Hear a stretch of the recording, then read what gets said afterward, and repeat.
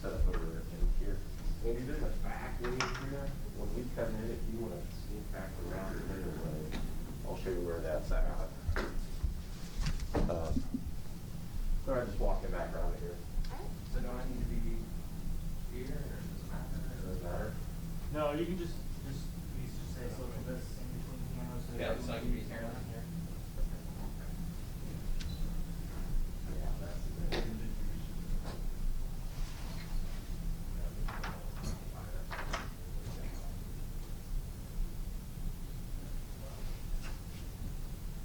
How's it going? Good, how are you? Good, that's a very large camera. You're gonna laugh when you see mine. I'm already laughing.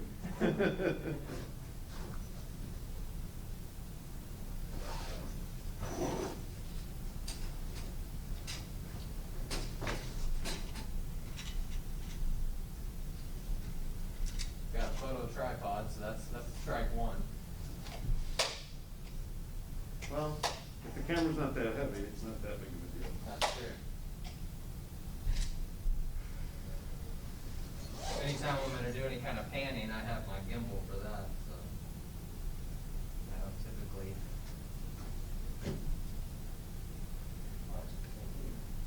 Nice tripod.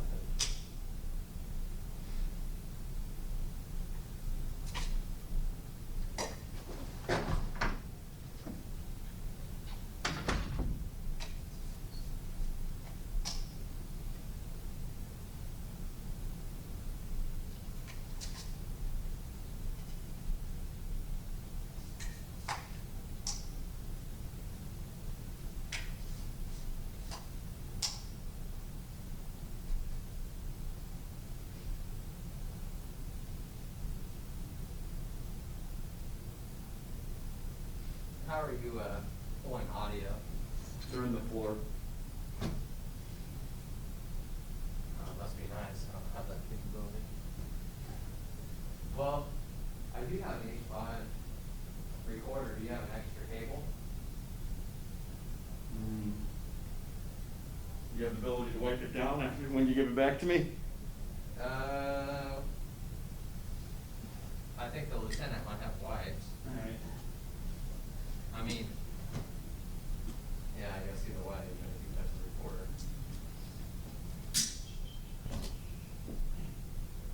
I mean, you said it's on the floor. Yeah. Those things. Does it matter which one I tap into? They should all be good. They fixed them a while back. Okay.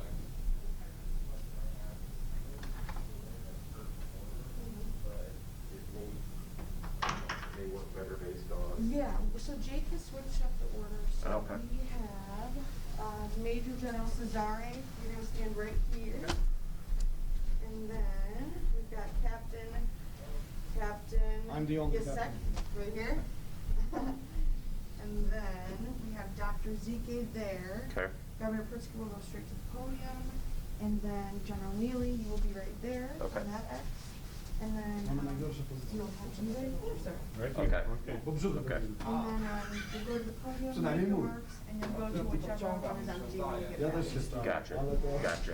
Okay. Jednak So Caesar, you'll come in first. Yeah, so you'll come You- out, well, I'll have you guys all in line. Okay. You'll come out and go to your marks.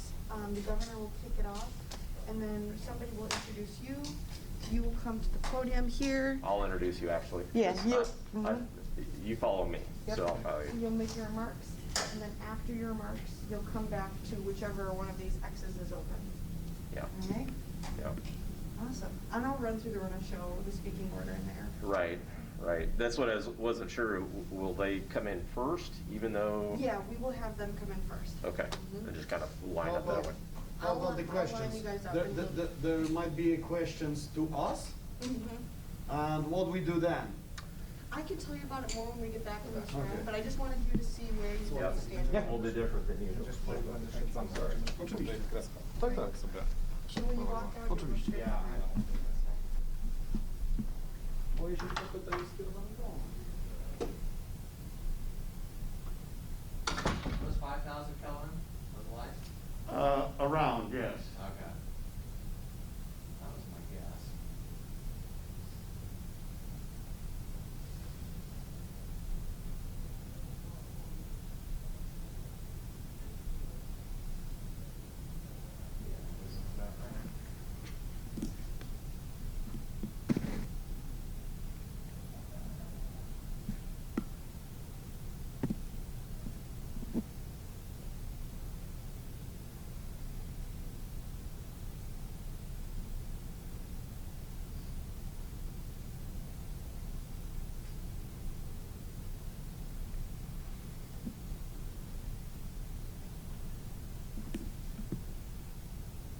usually not an opportunity for a cutaway, when you're feeding these things live.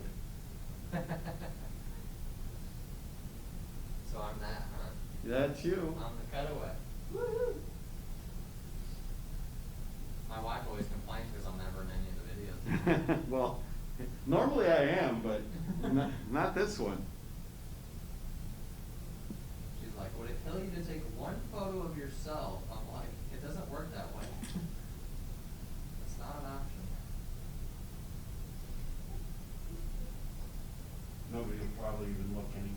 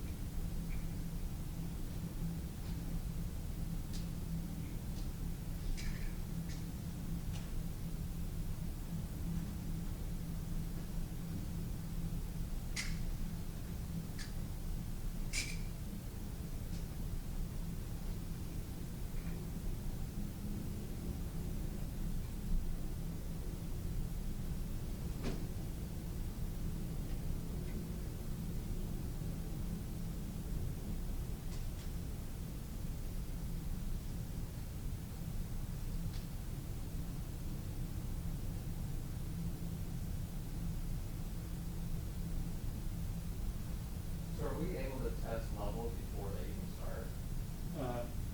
Yeah, it's hot now. I'll go up there. Thanks. If you do the same for me. Yeah.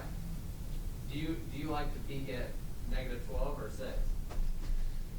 Let me look at my VU meter. I usually do -12. Corey. I can't see the numbers. I think it's -12. Okay.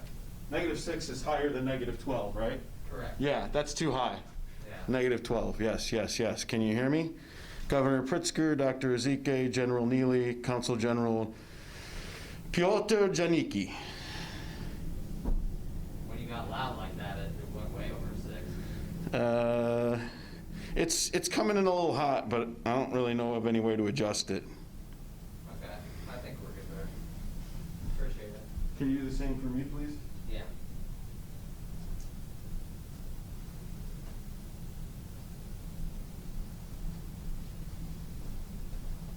As long as you don't put me on TV. Get me in trouble. Hello, welcome to the press conference. Good? Yep, thank you. Yeah. Where were you at when it said that? You probably don't know, do you? Right at -12. Oh, okay. I'm going on the safe side. I just went a little under 12, and I can bump it a little in post. Because I'm using that H5, so it's usually pretty clean. When we were at the Polish consulate, I took my task cam and I wrapped it up around that mic, and the audio was pristine. I wouldn't really want to wrap any of my equipment around anything anybody's spitting on these days. Claire? How's it going? I go back to my How are you? hotel room each night. I'm good, I'm good. Process. No complaints. Wipe down all my stuff. I try to be really thorough.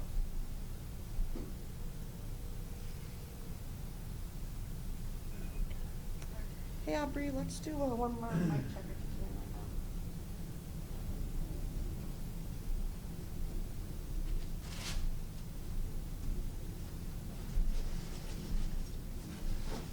now. All right.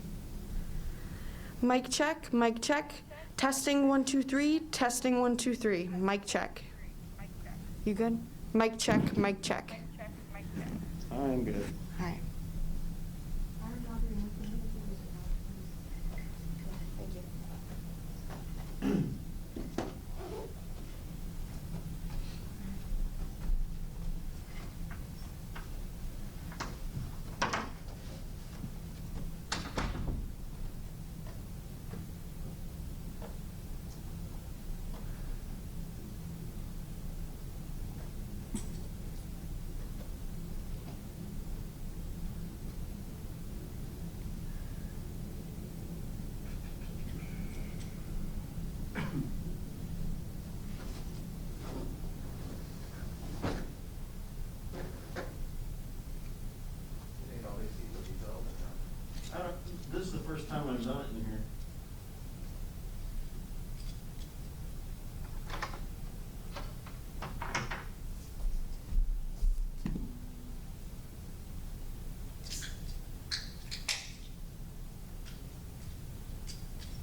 think maybe they used to be, but not now since they pulled the reporters.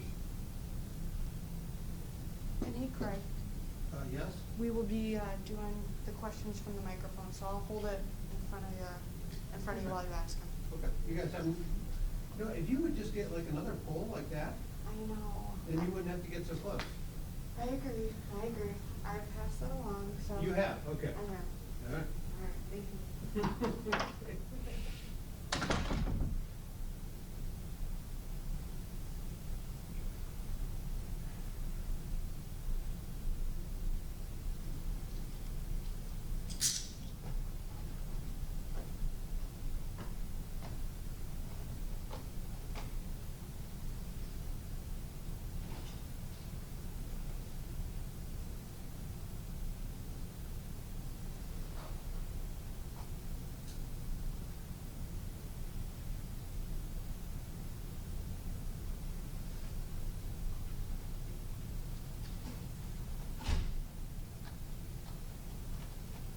I find it hard to believe that there's not another mic stand in this building.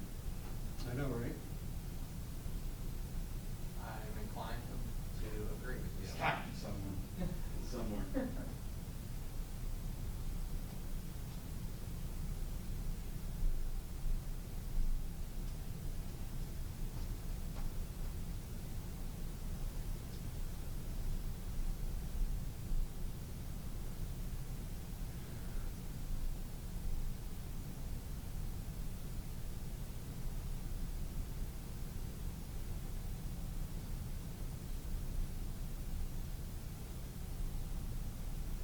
Give me a writer's email is not even in my system.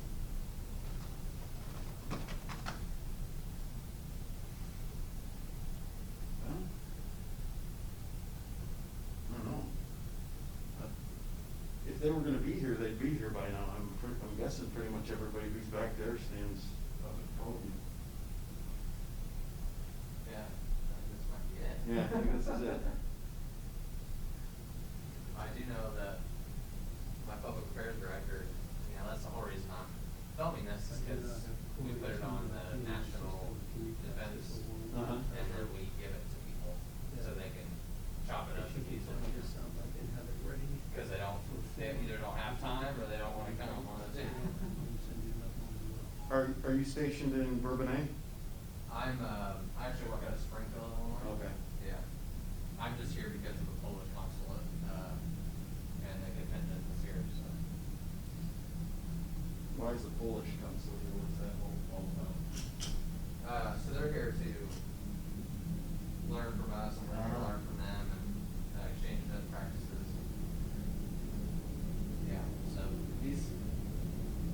the captain that's gonna be up here, Polish captain, he was actually on a medical team in Italy, not long ago. He's a great source of knowledge. I had plane tickets to go to Milan the first week in March. It's a good thing I wasn't there. Yeah, It would have taken a while to get back. that's true.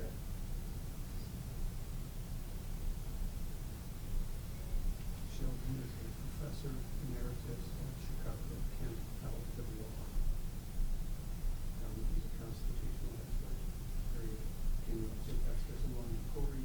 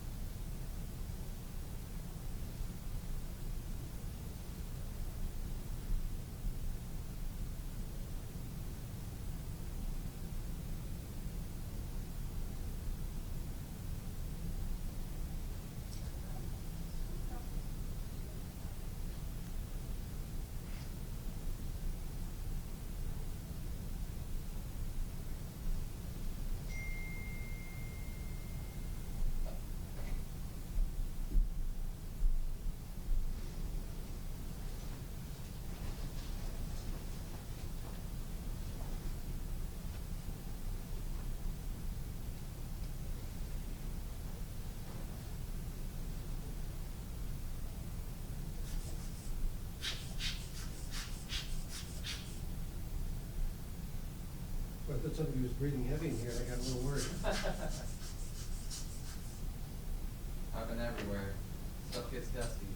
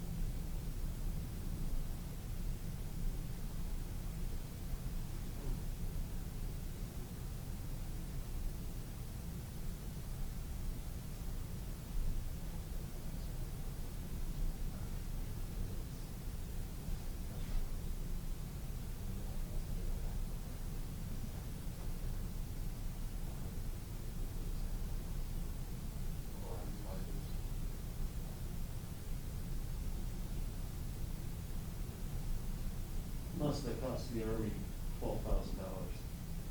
Just bill it, Need to come up with a name for, a sanitizing wipe in military. Is this downtown right now? Yeah, it's all right. You got one?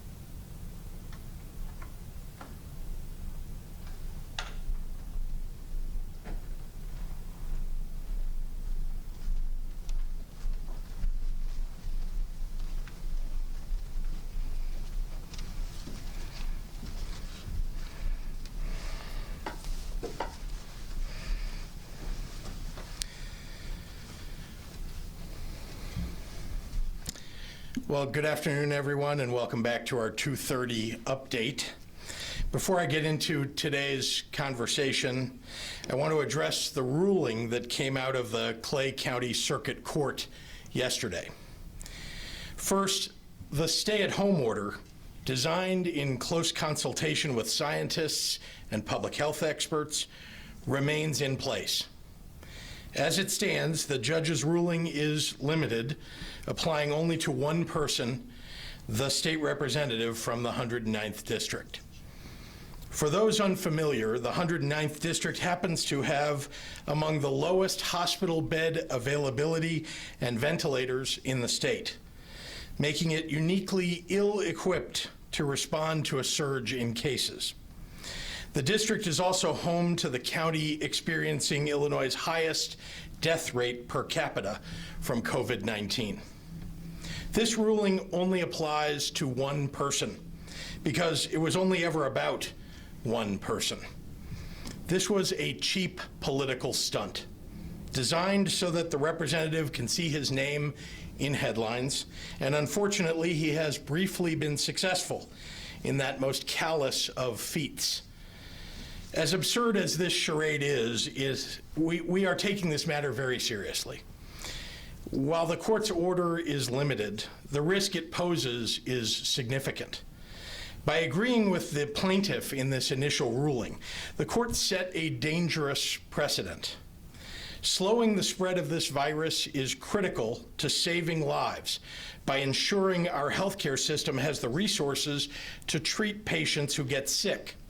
And we will not stop this virus if, because of this ruling, any resident can petition to be exempted from aspects of the orders that rely on collective action to keep us all safe.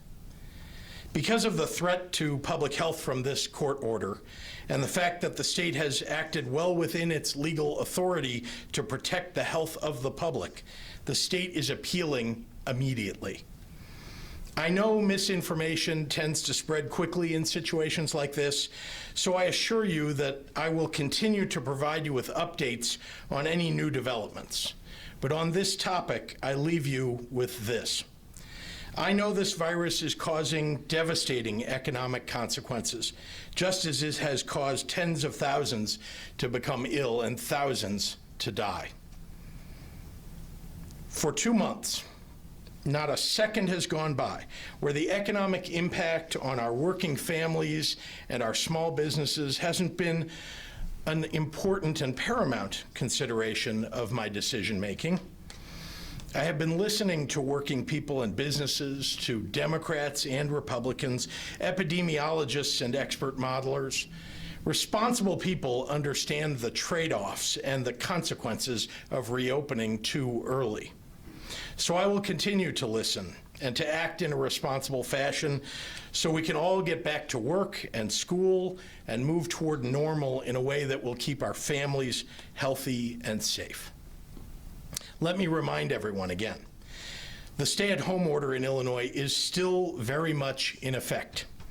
All of us must maintain social distancing, wear masks in public, and keep non-essential businesses closed until we can lower our still increasing hospitalizations and lower our ICU bed use. The danger has not passed yet, no matter whether you live in Little Egypt or in Freeport or in Quincy or in Chicago. We are making much of progress, and much of the progress that we had hoped to make. And we will not let one irresponsible state representative deter us from success. Now moving on to the business of actually keeping people safe. I'm here today with IDPH Director Dr. Ngozi Ezike, of course, and the Illinois National Guard's 40th Adjutant General, Brigadier General Richard Neely, along with 3 special guests. It is my great honor to introduce on behalf of the Republic of Poland, Consul General Piotr Janicki, Defense, Military, Naval, and Air Attaché, Embassy of the Republic of Poland, Major General Cezary Wisniewski, and the medical team leader, Captain Jacek Szawera. This morning, General Neely and I joined the Polish medical delegation who arrived here in Illinois to assist with our COVID-19 response on Thursday, April 23rd, in visiting our Illinois National Guard operations at our drive-through testing site in Harwood Heights. And I'm very grateful, truly grateful, for their leadership and their ability to join us for today's update. The Illinois National Guard's state partnership program with the Polish military dates back to 1993, when Poland was still emerging from behind the Iron Curtain of the Cold War. And I'm proud to say that that partnership has grown to be the most robust and successful such partnership in the United States, involving multiple exchanges between Illinois and Poland each year. The Illinois National Guard leadership and service members have forged lasting relationships with Polish military leaders. Brigadier General Neely has made multiple trips to Poland, and their leaders have made multiple trips to the United States as we learn from each other and help each other improve. That spirit of cooperation has also led to a series of boots-on-the-ground partnerships. Since 2003, Illinois National Guard forces and Polish forces have co-deployed, first in Iraq and now in Afghanistan. And I'll add that our Illinois Emergency Management Director, Brigadier General Alicia Tate-Nadeau, actually co-deployed with Polish forces in Iraq as a part of one such mission. And just as we fought together in Iraq and Afghanistan, the Illinois National Guard and our longtime partners and friends in the Polish military have joined together once more in a fight against the global enemy of COVID-19. This is an exchange that represents the very best of humanity. Medical experts from different parts of the world coming together to save as many lives as possible, no matter where they call home. The Guard and the entire state of Illinois welcome the assistance of the Polish medical delegation with open arms.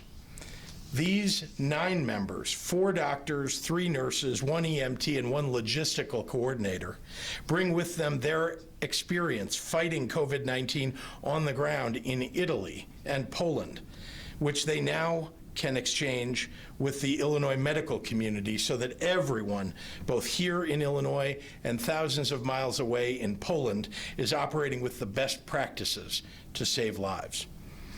Since mid-March, the Illinois National Guard has provided vital capabilities to our state COVID-19 response. Currently, there are about 1,120 Illinois National Guard service members deployed throughout the state of Illinois on COVID-related missions. So what does this look like on the ground? Well, a prime example.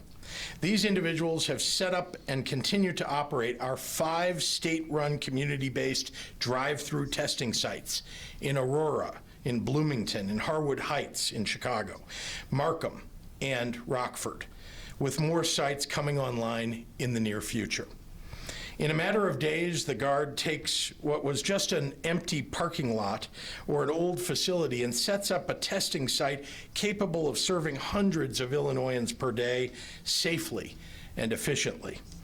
And they've done it 5 times now, all while maintaining the continuity of services at the sites they've already spun up. It is truly extraordinary work. On top of that, our Illinois National Guard is working with IEMA and IDPH to conduct state warehouse operations in central Illinois, reviewing any and all incoming shipments of personal protective equipment, PPE, and other necessary materials in our battle with this virus. All in all, they have helped to distribute hundreds of thousands of units of PPE and other vital materials to county health departments and hospitals throughout the state. The Guard is also supporting on-site medical operations in IDOC correctional centers at Stateville, Sheridan, and Galesburg prisons, and had been providing similar assistance to medical staff at our Illinois Department of Human Services developmental centers in Park Forest and Kankakee up until today.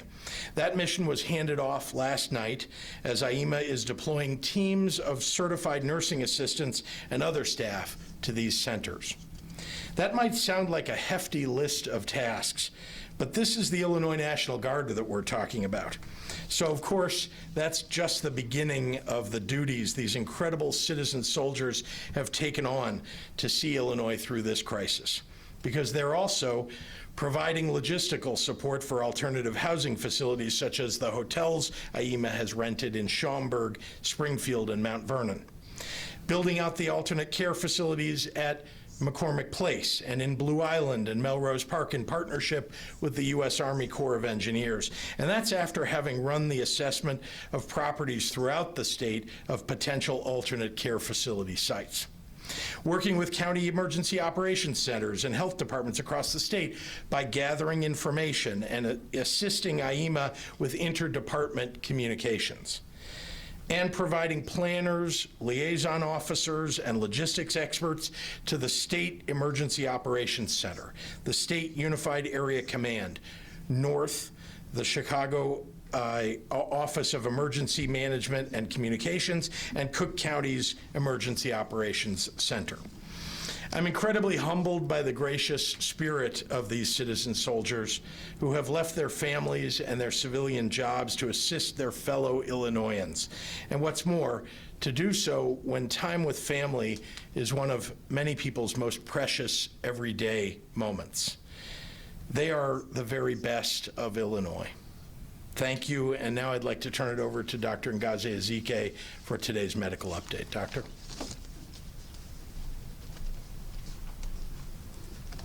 Thank you, Governor. It's an honor to be here with our governor, of course, and Brigadier General Neely, and also our Polish delegation. Dzień dobry. Dzień dobry. Unfortunately, I also have to report that today we have surpassed 2,000 deaths here in Illinois, and we've seen the greatest one-day increase in fatalities thus far. Over the last 24 hours, 144 additional individuals with COVID-19 have passed, bringing our total to 2,125 individuals. Of the individuals who have lost their lives in the last 24 hours, 80% of them were from Northern Illinois, 14% from Southern Illinois, and 6% from Central Illinois. 44% were categorized as white, 28% were categorized as black, 13% categorized as Hispanic, and 8% categorized as Asian. We had a total of 2,219 new cases for a total of 48,102 for the state of Illinois. Thus far, we have run 242,189 tests, with 14,561 tests being run yesterday. Regarding hospital data, as of yesterday, 4,738 people in Illinois were reported to be hospitalized with COVID-19. That's up from 4,672 yesterday. Of those, roughly 25%, or 1,245 patients, were in the ICU, and 778 patients were on ventilators. Talking about recovery, I'd like to report that we've been continuing with our survey to identify people who report having a resolution of their symptoms after having a positive test. For those less than 2 weeks from the positive test, 49% report no longer having symptoms and feeling recovered. For people who are between 2 and 4 weeks from their positive test, 61% report feeling recovered. And after more than 4 weeks from the positive test, 74% of the respondents report being recovered. I hope that's seen as encouraging news, that people do recover. We mourn the loss of all the lives, and we're sorry for all of those who have had to endure a battle in the hospital, but the majority of individuals do recover. Our response to this coronavirus outbreak is complex and involves working with many traditional partners, but some new partners and new experts. I thank Governor Pritzker for his ongoing efforts and for leading by example as he ensures that Illinois is unified in this battle against COVID-19. We are working very closely with health and hospital systems, local health departments, long-term care facilities, as well as our sister agencies, the Illinois Emergency Management Agency, the State Police, the Department of Human Services, the Department of Corrections, the Illinois National Guard, and many more. We have pulled in experts from the health preparedness, medical, and public health fields, and we have wonderful new partners like our Polish delegation joining us today. And after my brief remarks in Spanish, I will turn it over to Brigadier General Neely. Buenas tardes y gracias, gobernador. Seré breve hoy para que podamos oír a nuestros invitados hoy. Lamento reportar hoy que hemos sobrepasado los 1,000 muertes aquí en Illinois y estamos viendo el aumento más grande en muertes hasta la fecha. Desde ayer, 148 personas más con COVID han muerto para un total de 2,125 muertes. También reportamos 2,229 casos nuevos de COVID-19 para un total de 48,102 casos en el estado de Illinois.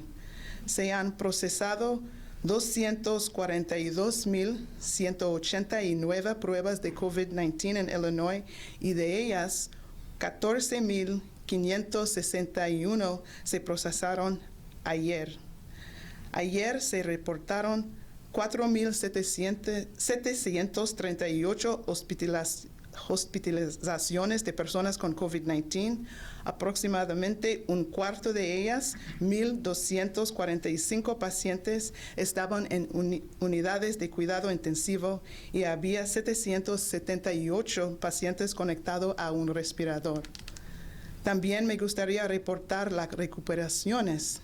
De los casos que se reportaron a IDPH en las últimas 2 semanas, el 49% reportó que ya no tienen síntomas y se sienten recuperados. El 61% de casos que se reportaron a IDPH de 2 a 4 semanas atrás se reportaron recuperados.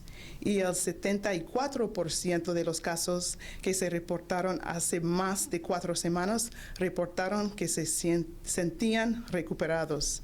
Estas son noticias alentadoras. Nuestra respuesta al brote de coronavirus es compleja. Incluye trabajar junto a varios socios tradicionales, pero también con algunos expertos y socios no tradicionales. Estamos trabajando con los sistemas de salud y de hospitales, departamentos locales de salud, facilidades de cuidado a largo término y también con nuestras agencias hermanas. Hemos traído expertos de preparaciones para la sanidad pública, médicos y expertos en otros campos de salud. También hay otros de quienes podemos aprender, como la delegación de Polonia, quien nos acompaña hoy. Y ahora le entrego el podio a Richard Neely, ayudante general de la Guardia Nacional. And now I will turn it over to Brigadier General Neely of the Illinois National Guard. Thank you, Doctor. Good afternoon, dzień dobry to my Polish delegation and our Polish friends gathering with us online. Thank you, Governor, again for the invitation to join you today. And on behalf of the 13,000 guardsmen and women, thank you for your kind words, your phenomenal leadership and support of the Illinois National Guard, sir. Like you, I am tremendously proud of the men and women of the Illinois National Guard and their response to this pandemic. As you know, they are a capable force of soldiers and airmen who are proud to serve, but humble in their actions. The Illinois National Guard live throughout the state and yet deploy all around the world to fight our nation's wars. Currently, we have over 1,000 members deployed across the globe. We also deploy throughout the state to support the citizens of Illinois when called upon, much like we did this last summer during the historic flooding in both the south and west part of the state, and in this response right now to COVID-19. As the governor stated earlier, currently we have about 1,100, a little more than 1,100 of our guardsmen deployed throughout the state supporting this response to the pandemic.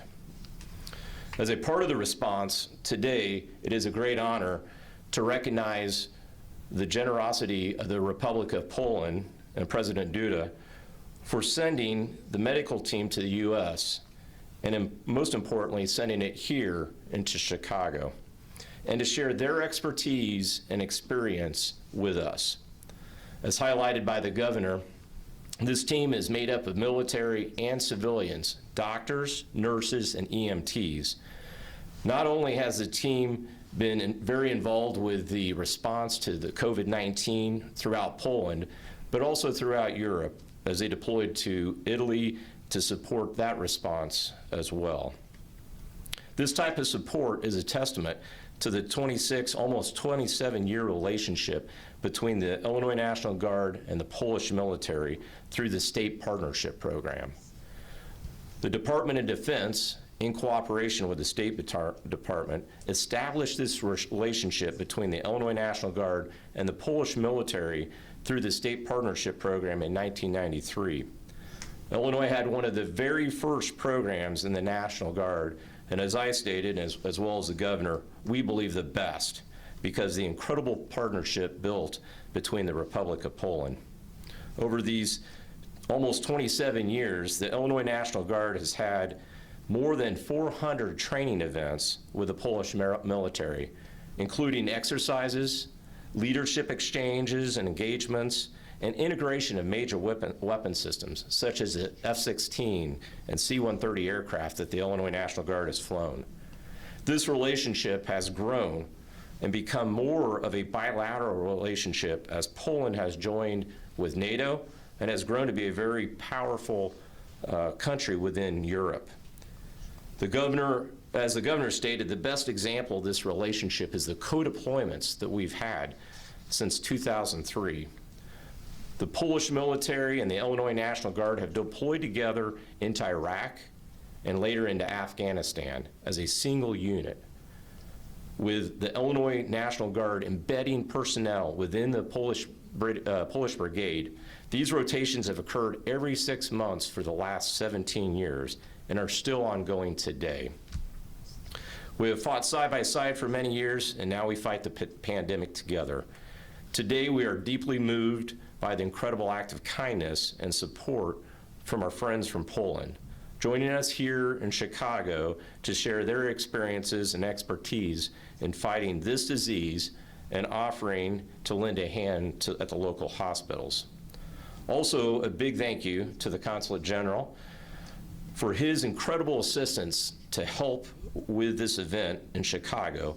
And thank you to our Polish Defense Attaché, Major General Wisniewski, for his direct engagement with the Polish military to coordinate this visit. As the only state to have this type of cooperation, I'm very proud of the Illinois relationship with the country of Poland. Thank you again, and I will be followed by the Consulate General.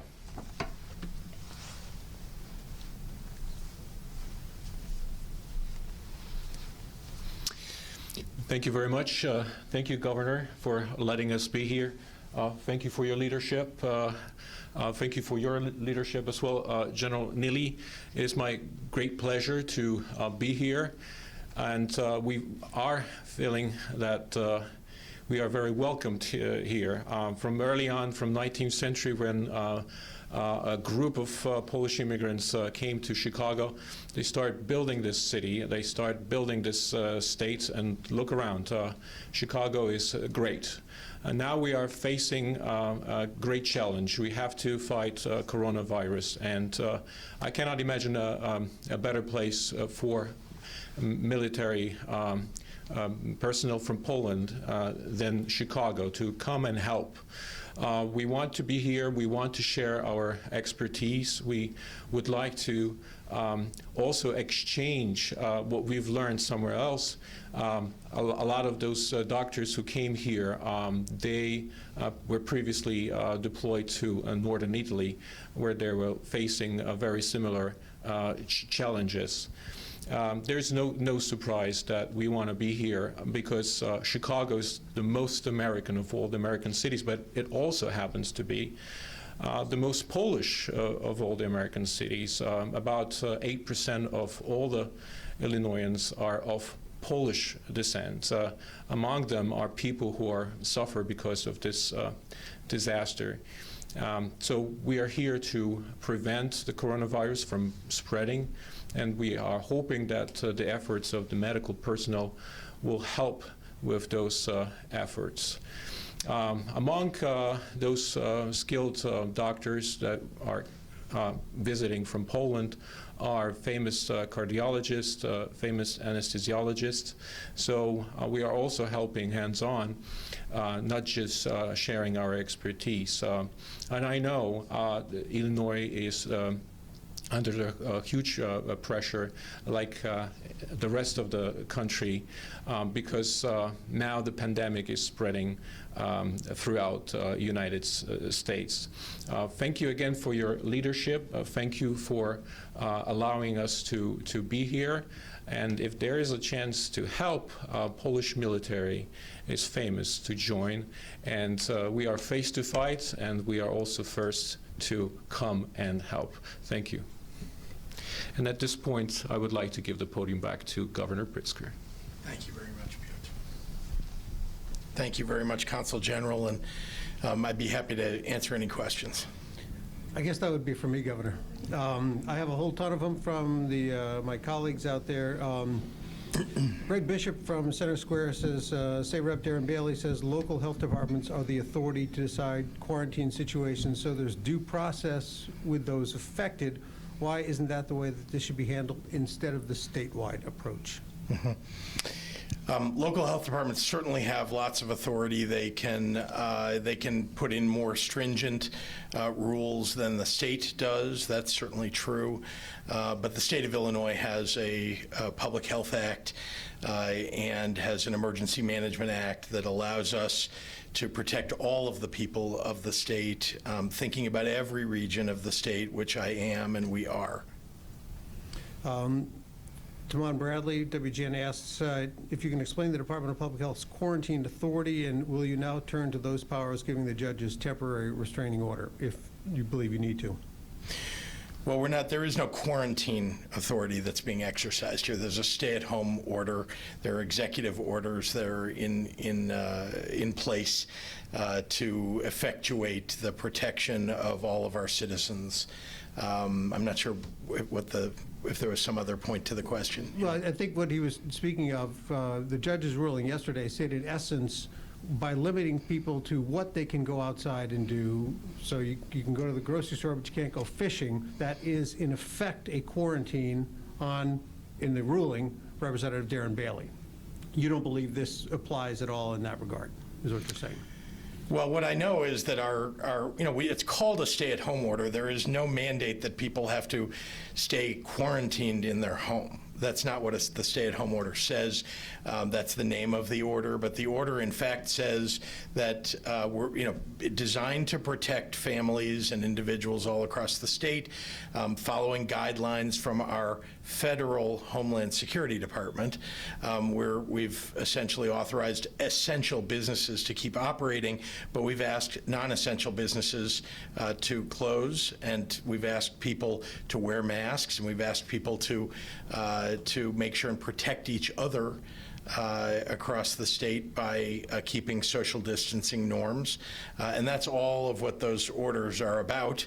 But again, it's the authority of the Emergency Management Act, of the Public Health Act, and it is the history of the state of Illinois that we have sometimes successive declarations of disaster in the state. A good example is floods that have occurred in the past, which, remember, emergencies don't have a time bound to them necessarily. Sometimes they do. A tornado can come and go, and the emergency can be, declared and has a time bound to it. Floods tend not to. Pandemics, which we haven't experienced in Illinois for 100 years, pandemics don't live by a 30-day time frame.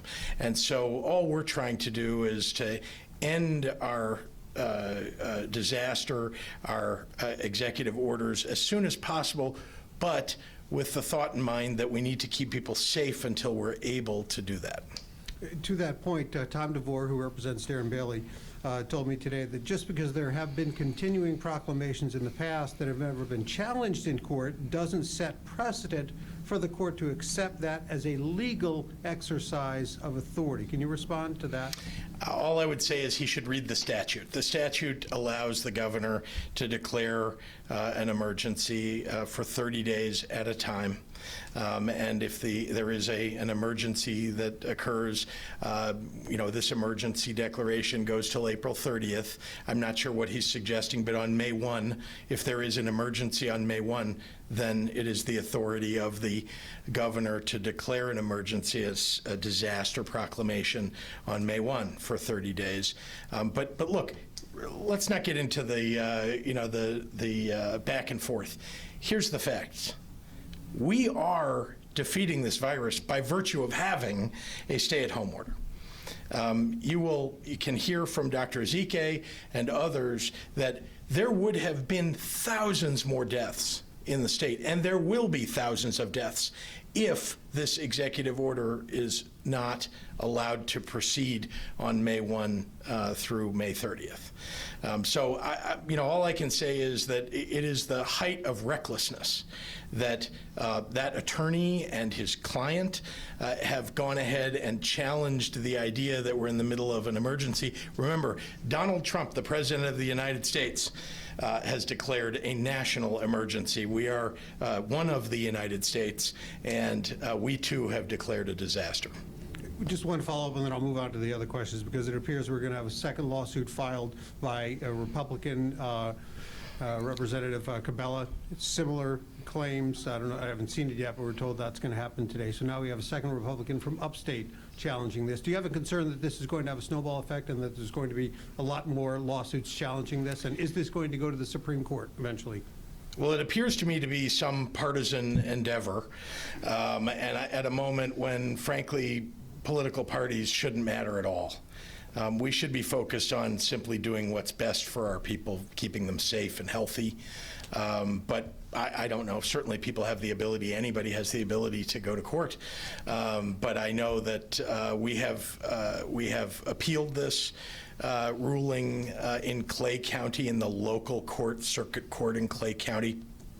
It's been appealed, and our hope is that, the Supreme Court's been asked to take up the matter, and so, my hope is that we can move swiftly just to move this out of the way, because we have so much to do.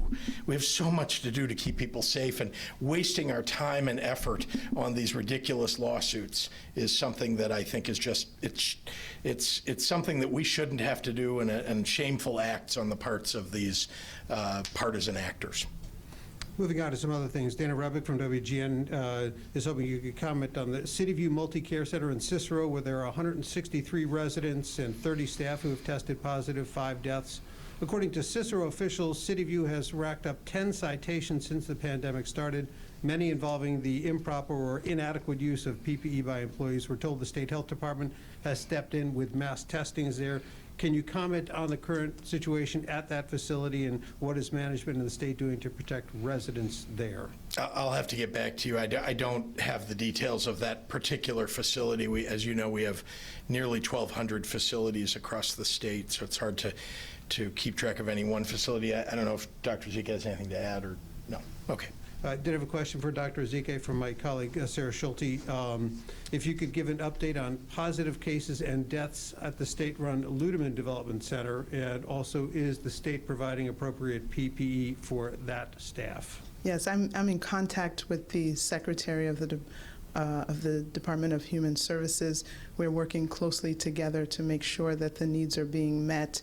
Of course, it's really hard to keep track of the numbers for all of the facilities. We have hundreds of outbreaks throughout the state, going along with this pandemic. So I think those details can be provided. But yes, we're working closely. This is one of our sister agency facilities. We're trying to make sure they have everything they need to make sure that they can get this under control. A couple of questions for you, Dr. Ezike, if I can keep you up there. These are for my colleagues over at Univision. There's talk about quarantine fatigue or caution fatigue, with mental health experts saying it could really start to kick in. Can you comment on that, and can these actually hurt people's efforts to stay safe? No, of course. We know it's a big sacrifice that we are asking people. Of course, we're trying to do it with their best intentions, with the public health in mind. Trust me, no one wants to tell people to stay at home. No one wants people to not be able to enjoy our beautiful state. It is with a lot of reflection and the use of data that we are taking these aggressive actions, and they're actually working. We know that we have flattened the curve. We know we have decreased the rate of rise of the number of people who've gotten infected, which means that we've decreased the number of people who will be hospitalized and have passed on. I unfortunately cannot prevent every fatality, but we can decrease the numbers as much as we can. And so I know that people are getting tired. We all are tired of this pandemic. The enemy, the common enemy, is the virus. It's not the people. It's not public health that's trying to keep people safe. It's not the governors working so hard to help us manage these community mitigation strategies. We all need to try to hang in there so that we can prevent the loss of life of our loved ones and ourselves. Is there some worry about the toll that this constant state of fear could have on people and the stress that it's creating on residents? Definitely, that's a very real thing, and that's why we've had the call lines to help people with some mental health resources. We hope that others are able to check on friends and others who may be more predisposed to having further mental health exacerbations. It is a trying time. No one is going to deny that being in for this long and not being able to connect with people physically, which is an important and normal human normal desire. All of that is being interrupted, but for the greater good of being able to not lose lives. And hopefully when we can come out of this, we will have to address some of these issues. Hopefully people can reach out and get some telehealth and telemental health in the meantime. But again, we're not trying to unduly punish people. We're actually trying to work on the society's best interest. While I have you up there, a couple of questions came in from Amy Jacobson from WIND, directed for you. Of the new cases, how many live in nursing homes or prisons, if you can say that, and isn't that a good indicator of community spread? And there's a follow-up question, but I'll let you address that. Okay. So again, I don't have all of those numbers immediately on me. Yes, we know that a significant number of fatalities and cases come from nursing homes. As we said at the very beginning of this, that our top concern was going to be congregate facilities, just by the nature of how those settings are, with people living in the same space, harder to socially distance, harder to have the spacing that we would want. In some facilities where you have people who are developmentally challenged, there's an additional difficulty in trying to get the residents to understand some of the instructions that are being given. So between long-term care facilities, group homes, prisons and jails, that has always been our biggest challenge. We're seeing the same problem across the entire country. It's not unique to Illinois. These are things that we know whenever there are outbreaks, those are settings that get hit hardest. And then the follow-up to that, Doctor, if you could, one more time, and then I think we'll get to the governor. How many more you have, Craig? I'm the pool reporter. I know, but I got a lot online. You got a lot online. Yeah. Well, let me move on. There's some for the governor that have come in from a couple other TV reporters. Elizabeth Matthews, governor with. I just want to add to the last question that you can find those numbers on the IDPH website. Dr. ZK may not know them by heart every day. Okay. So, Governor, now that testing is ramped up, this is from Elizabeth Matthews with WFLD. When can we see contact tracing start to be part of the solution? Do you have a timeline for that? And then also the White House is promising to give the state 20,000 testing swabs per day in May. Is that going to be enough? Will it happen?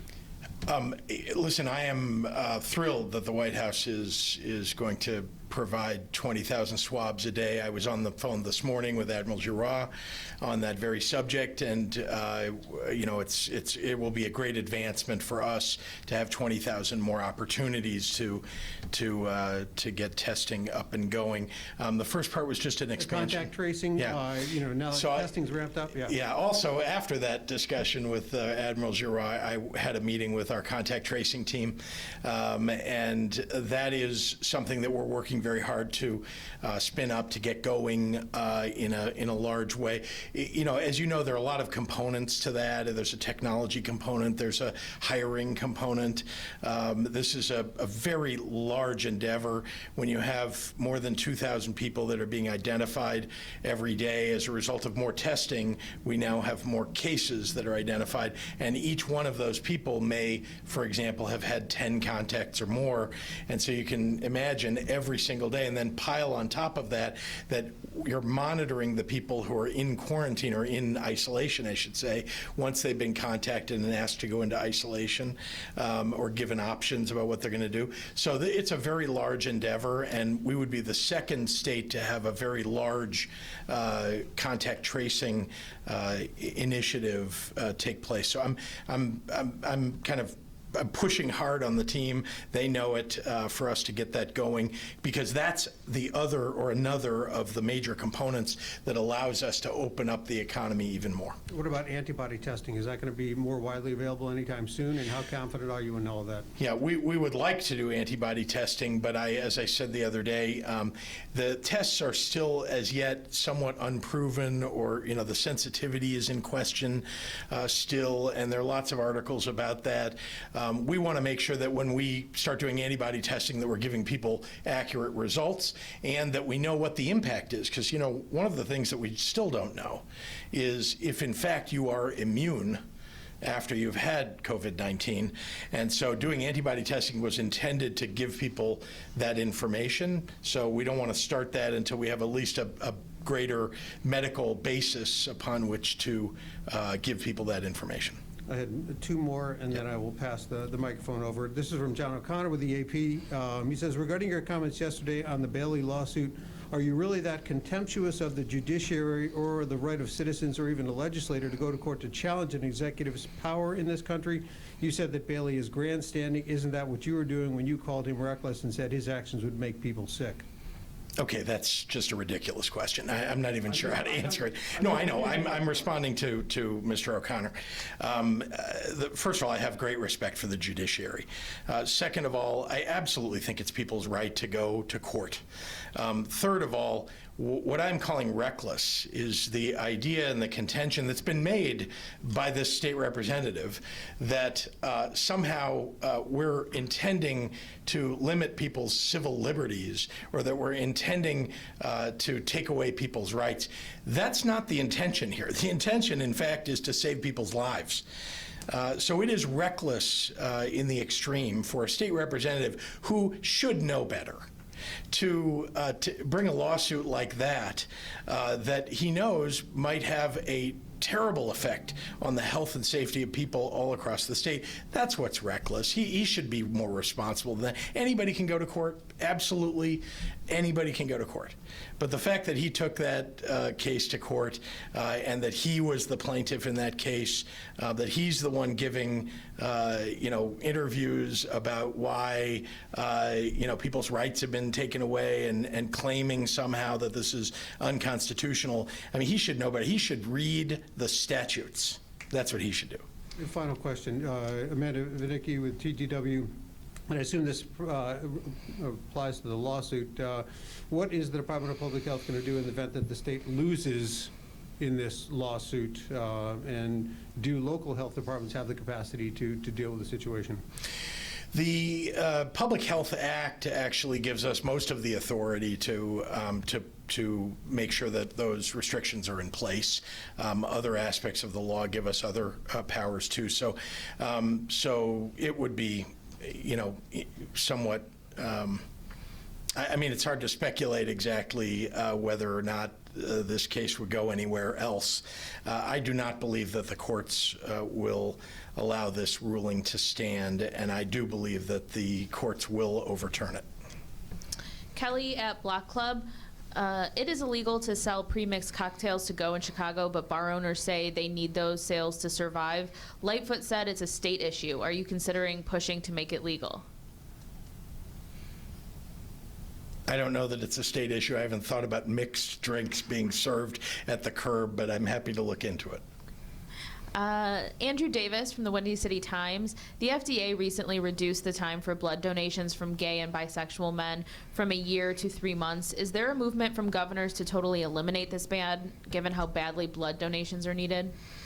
Yeah, this is something the federal government has imposed. That's not something that I would support as a governor, but unfortunately, this is a federal law.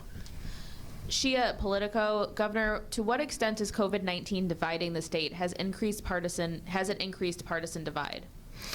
I think there was a poll yesterday that showed that the vast majority of people in the state support, whether they're Democrats or Republicans, support the stay-at-home order. So I don't think there's a partisan divide. I do think that there are a few people who are trying to take political advantage at the moment in the middle of the pandemic that is killing people. They're politicizing it. Jim Leach at WMAY. Governor, you've extended sales tax deadlines for bars and restaurants. Are similar accommodations in the works for other businesses? Are other businesses tax relief options on the table? We certainly are talking to the General Assembly about that. You know, there are other things that I think we could do, but those are in the works, and I don't have anything to announce today. Jim Haggerty has a question for Dr. Ezike. Can you talk briefly about how to safely wear a mask or face covering in public for people who may be worried about cross-contamination?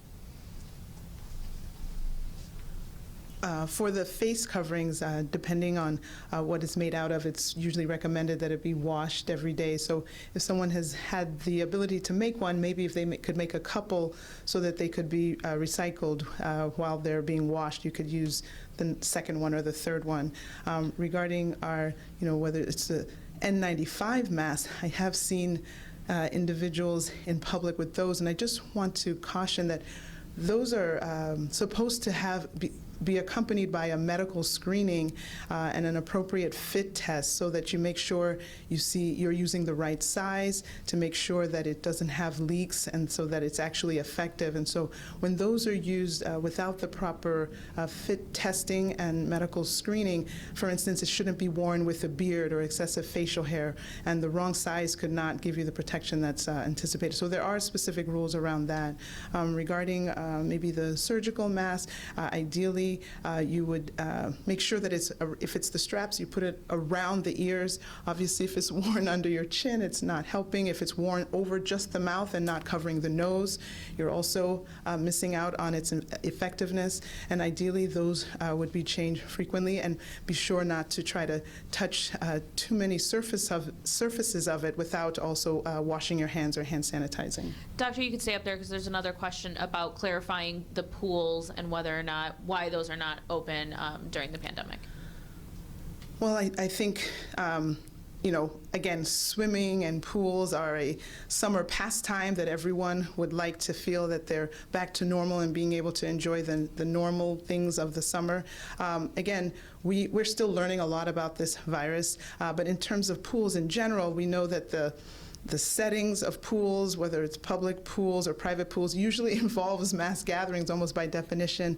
Lots of people congregating together, whether in the water or poolside. So there are for many reasons that we probably need to get to a certain point in our epidemiologic curve before we could probably consider that. Ryan from WGLT. In Bloomington, our state-run drive-up testing site is still underutilized in Bloomington, averaging about 100 people per day, and capacity is 250. Asymptomatic workers supporting critical infrastructure are still not allowed to be tested there, despite state guidance that says they should be. What's the holdup on loosening those restrictions there? Well, we have a limited number of tests and capability across the state, and so, to the extent that as we're focused today on people who are symptomatic or are first responders and other essential workers, there, again, is still a limited number of tests available. We would hope that more people would go to that site, but I do want to remind the questioner that actually in Bloomington, what we've seen is there are a lot of other sites that are available for people, and that is one of the reasons why people are not going to that site, is they have the ability to go to other healthcare facilities that have testing available. Mark Maxwell, wants to know what your backup plan is to continue to fight COVID-19 in the event the courts restrain your executive orders, which you've already mentioned, but he also has a second part. If it's not clear the law gives you the powers you feel you need, why not call an emergency session now?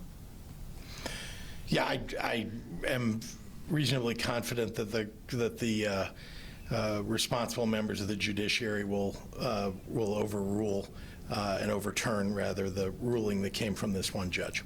Cheryl Corley at NPR asks, Friday, Governor, you mentioned that an order for 30,000 isolation gowns had been made. What's the status of that order? And can Dr. Ezike talk about how hospitals are handling any shortage of gowns?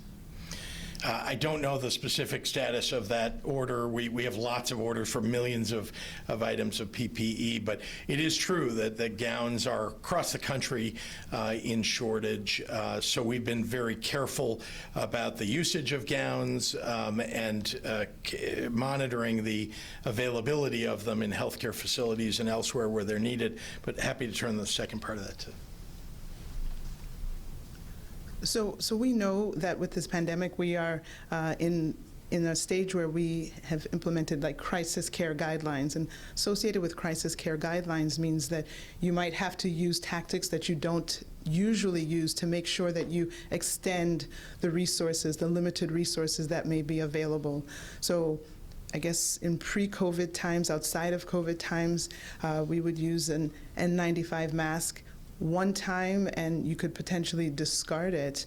You would use, there are many different supplies that maybe you would use after a single use and then use multiple per day.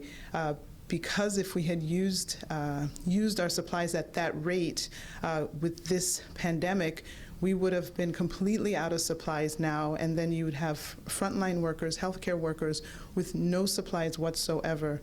And so because of that, the CDC has also recommended and said that, these qualify as times where you would extend the use of your supplies. So that could mean, decontaminating the N95s. We do have an off-site location where the N95s can be sent to be decontaminated and returned. They can be used maybe longer than a day, several days before they're changed to a new one, assuming that there's not obvious soiling or obvious, bodily fluids that have contaminated it. So those measures are in place at this time. Samantha from Chalkbeat. Chicago released school-level budgets today, and they included a $125 million increase. With dire forecasts in other cities about school funding, our budget increase is wise. I can't even answer the question because we don't yet know, working with the legislature, whether we'll be able to increase education funding at all, but I hope that we will be. Okay. Dan Petrella will be our last question from the Tribune. Are you considering any additional duties for the Guard as part of the COVID response? In Connecticut, for example, Guard members are being deployed to aid with nursing home inspections. Is that something we could see here? Well, let me just begin by saying to Dan Petrella that I read the piece that he posted today about his aunt, the loss of his aunt, and I just want to tell you how very sorry I am for your personal loss. Absolutely, the National Guard has been tremendous. I mean, everything we've asked them to do, they've done with the execution has been amazing. They are excellent at everything that they do. We will be asking the National Guard to do new things. It may be that we'll ask them to help us with nursing homes more than they already are. As you know, we've deployed them to prisons. We've deployed them to testing sites. We've had them really in virtually everything that we're doing in fighting this pandemic. They've been somehow involved, and so there's no doubt that we'll continue to use the National Guard. And I've said it many times, but I'm just so proud of these young men and women and their relationship with the Polish military, which when I became governor, I learned so much more about. And I must say, it's a point of real pride for the state of Illinois to have this kind of a relationship with the kind of excellent military operation of Poland. And of course, because we have so many Polish Americans here in the city of Chicago, it's a great point of pride, especially for them. So thank you very much for everything that you're doing. Thank you, Consul General. And thank you all very much. Is any other questions? No. Nope. Thank you very much.